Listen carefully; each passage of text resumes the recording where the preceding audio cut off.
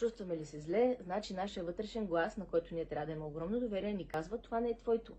Ти можеш да го промениш. Всеки един от нас може да прави това, което иска. На всеки един мисията му е да прави това, което иска.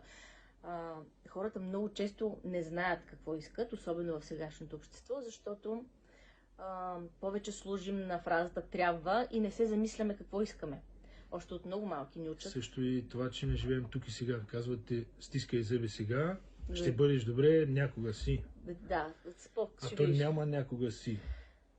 Да, не може цял живот да работиш, за да ти е много гадно, за да изградиш една къща, примерно, която цял живот си мечтал. Семейството, отношенията и психиката ти се разпаднала през това време.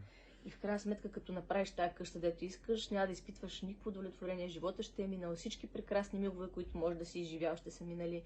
Така че трябва да се действа тук и сега за нещата, за които обичаме и харесваме, и да сме чисти с тях. Всеки път, когато правим нещо, трябва да се питаме, даже ние си знам отговора от само себе си, правя ли това, което искам, чувствам ли се добре, докато го правя.